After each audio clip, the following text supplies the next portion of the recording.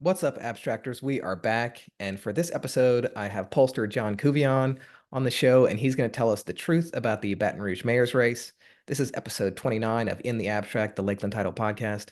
I'm your host, Bryan Jeansonne, the founder and owner of Lakeland Title, and let's get into it.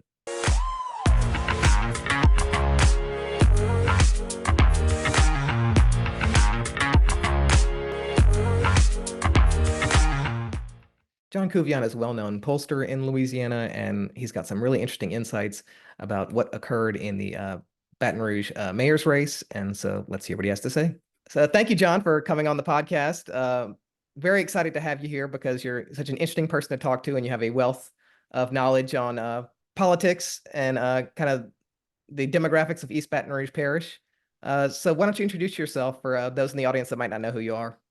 Sure. Well, thank you for having me on your show. I'm John Couvillon. I'm owner and founder of JMC Analytics and Polling.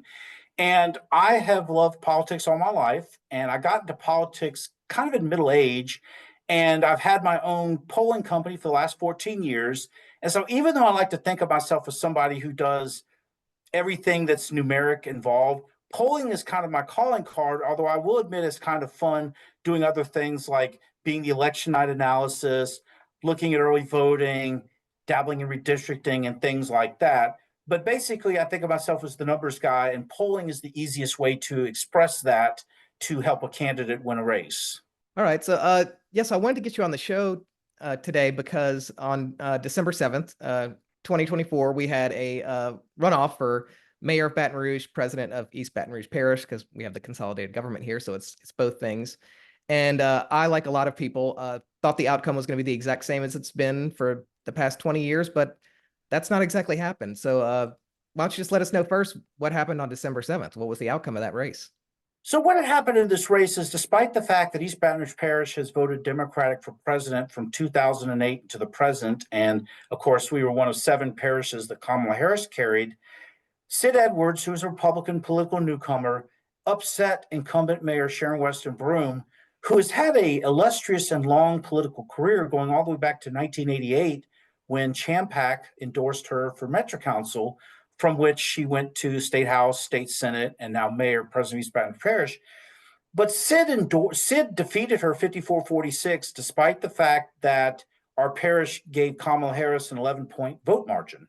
Okay, that's very interesting. Why do you think that was? Why do you think this outcome was so different than the past ones going back to 2004 when Kip Holden won? So what I think has changed this time relative to previous mayor's elections is, of course, President Sharon Weston Broome has been a mayor for 2 terms, and she's had a rougher tenure in terms of events happening to her that have not been very favorable, such as we had a pandemic, which kind of put people in a sour mood because that interrupted commerce and our everyday way of life for a couple of years. We've also had issues with crime increasing. We've had homelessness. We've had issues of, I guess drugs have been a problem. And then, of course, the ongoing litigation over St. George.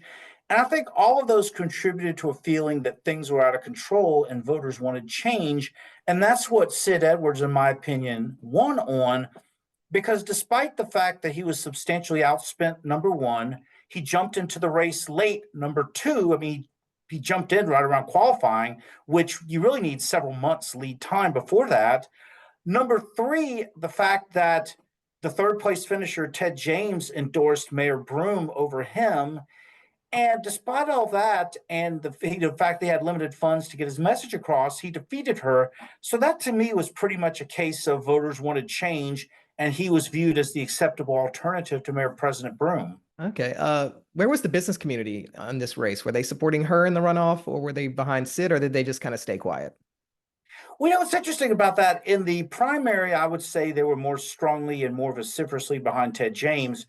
In the runoff, I think they started off being neutral, but as time went on, I think they were more comfortable with Sid than they were with Mayor Broome. And so I think that was one of several things that contributed toward his victory. Do you think this is a permanent change for East Baton Rouge Parish, or was this election just kind of an anomaly and we may not see it again? This one, I would say, is an anomaly. The thing is, East Baton Rouge Parish is a Democratic-leaning parish. It's not absolutely impossible for a Republican to win, but things have to all fall together, which in my opinion is what happened in the mayor's race. But the thing that makes it tough for a Republican to win in our parish is that you, of course, have a substantial black voting population, which is in the 40 to 45% range, depending on turnout. Number two, you have a growing constituency of more moderate to liberal white voters who live closer into town and vote Democratic almost in every election now. So the combination of those two things are what put East Baton Rouge Parish typically in the Democratic column. And it makes it difficult for a Republican to win, which to me is what makes Sid Edwards' victory more, noteworthy, is the fact that despite the fact that his own party lost our parish by 11 points, he won it by 8. And it was kind of a case of everything coming together at the same time, which was elevated Republican turnout. You had reduced minority turnout, which was worth a couple points. And then I think the fact that people wanted to change. When I was looking at the precinct results and basically Ted James's vote went straight to Sid Edwards, that to me indicated that Ted James's vote in those white precincts was a hidden anti-Broome vote in November. Oh, interesting. And St. George also had a tax proposal on the ballot, and a lot of people were predicting that that would kind of surge turnout in favor of Sid Edwards. Did that end up happening and kind of being the change agent in the race? You did have a higher turnout in St. George. I would say it's about 10 to 15% higher than it was in the rest of the parish. However, the thing that's important to appreciate about St. George is it is not a substantial part of our parish. It is in the 10 to 15% range in terms of its electoral impact. So it was probably worth a point or two on Sid Edwards' margin, but it was not the sole thing that put him over the top. And in that area, they pretty much vote a lot anyway. Like they don't really, Right. they turn out a lot, regardless of the election, generally, it seems. Right. It's a fairly politically active area, and you're talking about a group of voters that is middle to upper middle income. And I would say it's a mix. It's kind of an interesting mixture of, I would say, as I like to describe them, as well-paid plant operators, as well as, say, entrepreneurs and other affluent individuals who live in that part of town. In other words, it's not like St. George is all 10-acre estates. It's a mixture of middle income and upper middle income. It is solidly conservative, though, as is the central area to the north of it. Okay, was there any like one particular area where she kind of just completely tanked, or was it just kind of a little bit off of a bunch of different areas that kind of added up to a Sid win? A little bit off of a bunch of areas, and two parts of town which I think were most noteworthy with regards to how they voted. So there's a group of precincts. I generically call it Sherwood Forest, but it's technically Broadmoor, Sherwood Forest, River Oaks, Cedar Crest, everything along that Goodwood to Florida to Old Hammond axis.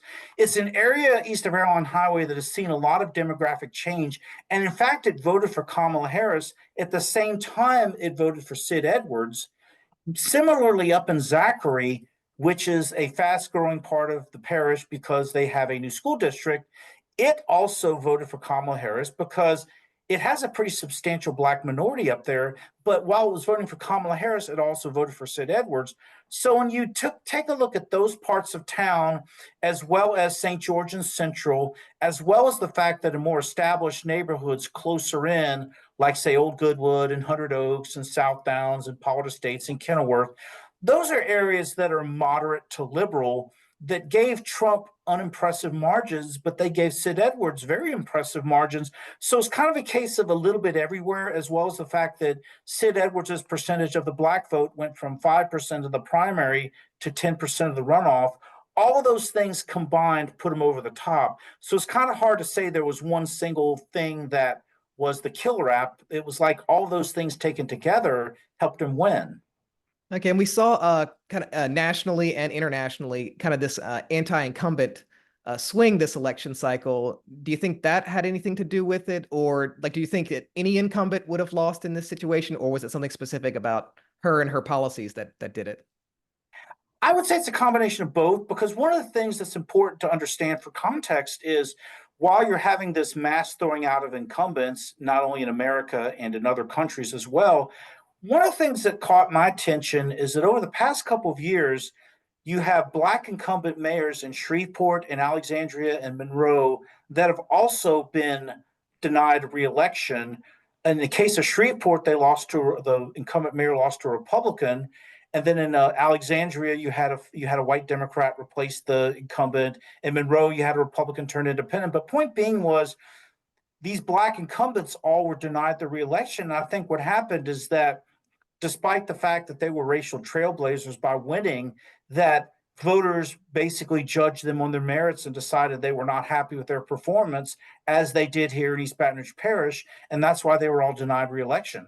Were people in the know as surprised as, I mean, I know I was surprised, but where the campaigns have internal polling, were they surprised by the outcome, or did they see it coming?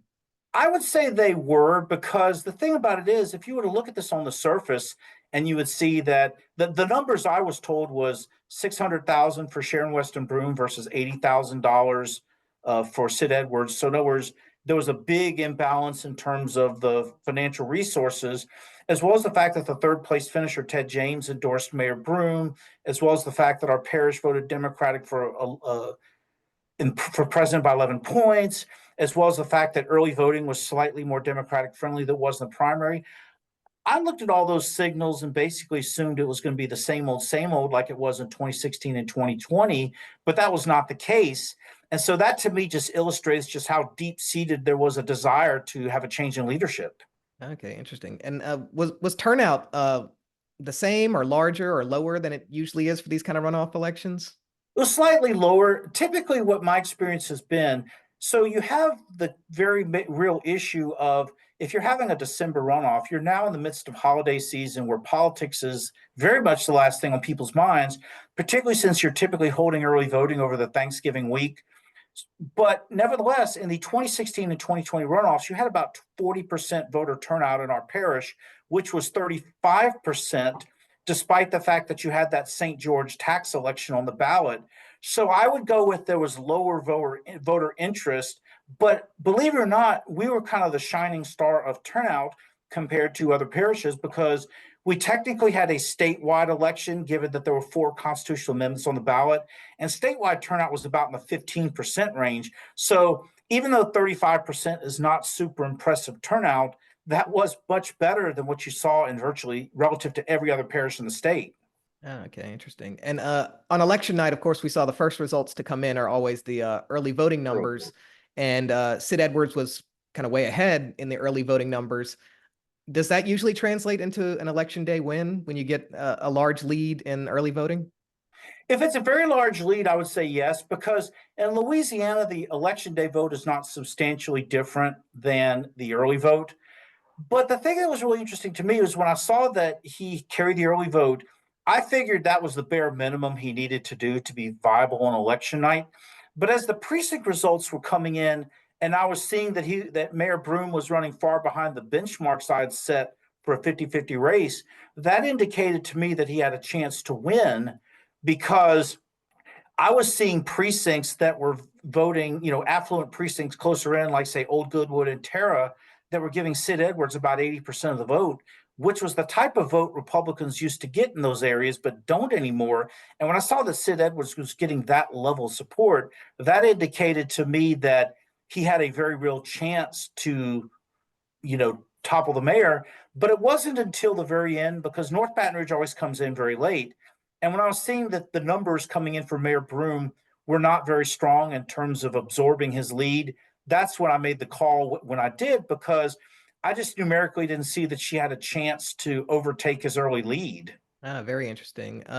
Did the campaigns have kind of robust get out the vote efforts, or what was My the difference between the two on understanding, those? I would assume both did. My understanding of the Edwards effort was they were doing a lot of grassroots, calling and canvassing and so forth, as did Mayor Broome. The thing that's important to appreciate about GOTV, get out the vote type activities, they're important, but they're not the be all and end all. In other words, if there's a generic level of disinterest in an election, no amount of GOTV could change that. All it could do is notch up turnout a percent or two. So if voters were organically not really interested in this race, which is what I think was the situation here, you weren't going to have a 40 or 50% turnout kind of election. But the GOTV basically kept things from being worse.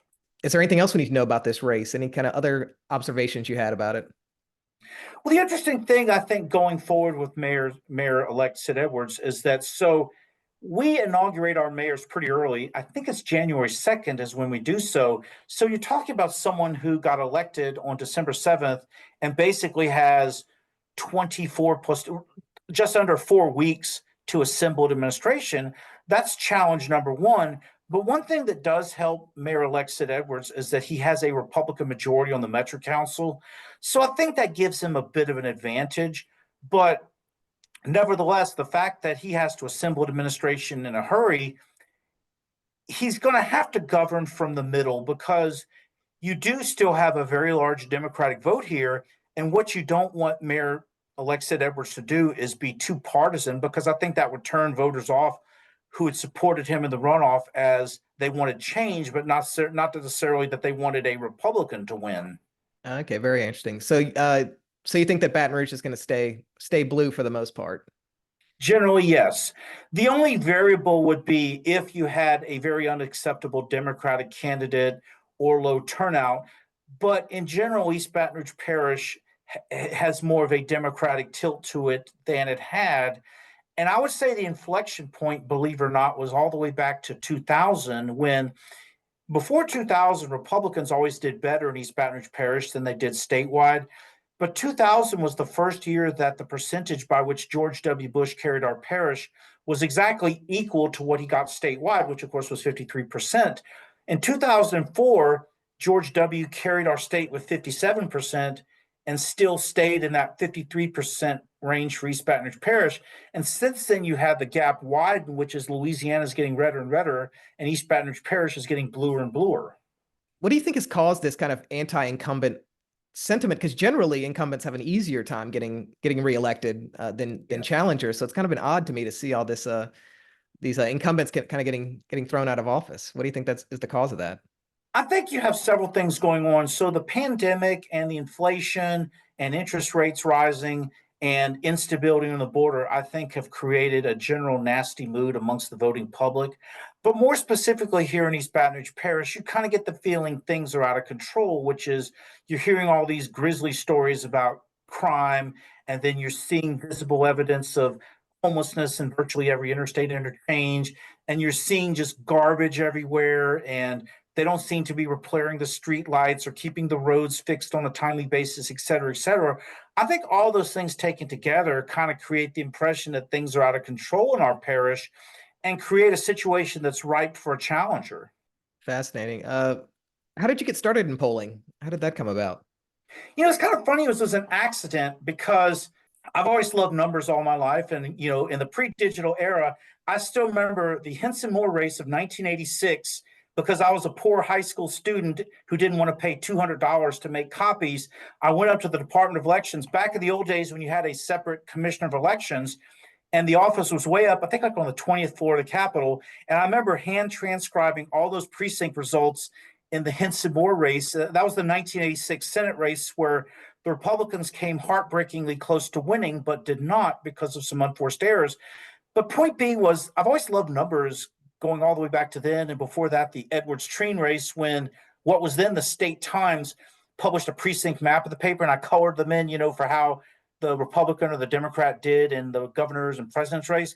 But with polling, it's one of those things I literally fell into when one of the campaigns I was working on, they had a quote unquote pollster, which was mainly somebody who was making telephone calls and, just taking the numbers as is and reporting them back to the campaign. But with what I knew of East Baton Rouge Parish's demographics, I knew the results were wrong, or more specifically, the sample composition was wrong. And so I told the campaign that. And so all of a sudden, I basically became the person who had to construct these data files so that the phone vendor could have more accurate data. And from there, I started teaching myself how to do polling. And it's one of those things that kind of clicked with me. And, the funny thing about that, I still remember the dirty little, secret here is there was a chapter on statistical sampling in a statistics class I took way back in 1989. And that one chapter in one course I took at LSU, that pretty much teaches you 90% of what you need to know about the basics of polling, because all polling is making sure the sample is representative of the population. The other half is, of course, making sure you have neutral questions that aren't trying to push voters in one direction or another. So it's kind of a case of, having the interest because, I have a mathematical background with my dad being a retired math professor.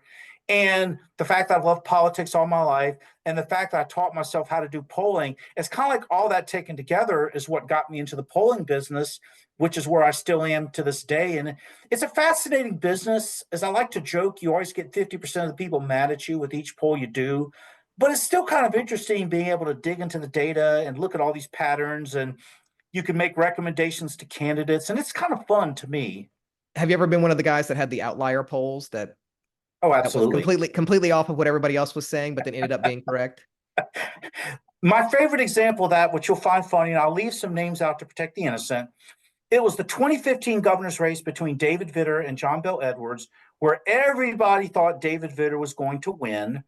I was polling for Channel 33 at the time, and my polls never showed David Vitter with any kind of strength, nor, by the way, were they showing that Jay Darden was going to have much strength either. He was, of course, also a Republican candidate for governor who endorsed John Bel Edwards in the runoff and later became his commissioner of administration. But point being was, I was the odd duck showing these results that John Bel Edwards was going to do very well. And as you could appreciate, it caused a fair amount of consternation from people when my results were released. I even had a reporter, I'll leave names out to protect the innocent. He told me that, oh, you can't release that. And it's like, well, I've double checked the numbers. I'm going with it. But the thing about it was kind of fascinating. And, what was also kind of amusing was to show you how people kind of try to cubbyhole pollsters. I still remember when my poll was being discussed at the gubernatorial debate that was held at the Dunham School. And when my poll numbers came out, there was someone in the audience was yelling out that I was a Democrat pollster. And it's kind of interesting because it's like, well, I'm just a pollster. The numbers are what they are. It's not like I'm sticking my finger on the scale to make one candidate look better or worse. I just report the results as is. But yes, to answer your question, I have done those oddball polls. And by the way, that's not the first time that's happened. I've had other races where I'm basically the lone wolf saying one thing, but the way I look at it is sometimes in this business, you have to be different because if the numbers say one thing, I'd rather tell the candidate the truth than try to be cool and say, oh, well, everybody else thinks so-and-so is going to win, so therefore I'm going to jump on the bandwagon. Well, that to me is not doing a service for your clients.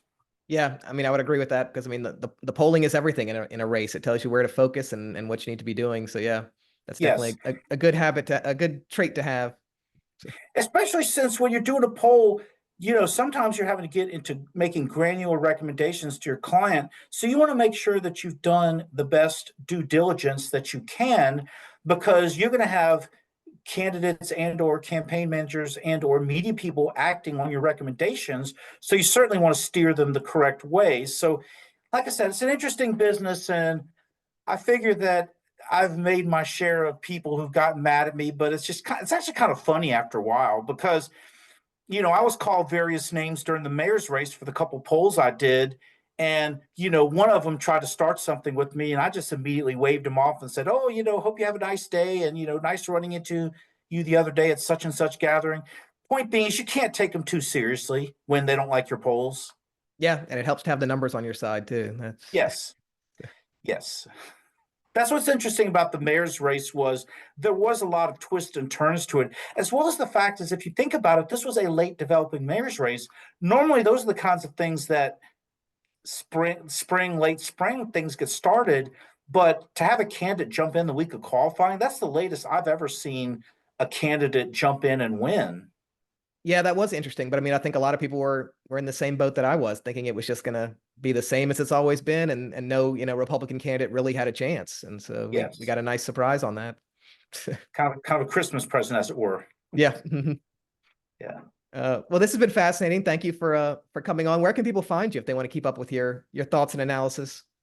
Certainly. So I'm a firm believer of social media. And so I'm on Twitter, the application formerly known as Twitter, which some call X, at Win with James C is my handle. I also have a website, winwithjamesc.com, where I like to, from time to time, opine on things political. So for instance, during the presidential race, I was giving my weekly assessments of, based on the poll numbers, how I thought things were going. And so those are the two ways that I'm most visible on social media and or the internet. All right. Well, thank you. I really appreciate you coming on and some great information, and we should have you back again next time there's a big political topic to discuss. Absolutely. All right, thank you. You have a great afternoon. Well, I hope y'all enjoyed that episode. I know I found it very interesting. It's always interesting to hear what John has to say. He just has so much knowledge about this kind of stuff that I'd like to get his insights. If you enjoyed this episode, please like, subscribe, leave comments, do all the social things. If you need to find any of our contact information, you can just go to brclosing.com, and all the links are there. And we'll see you next time.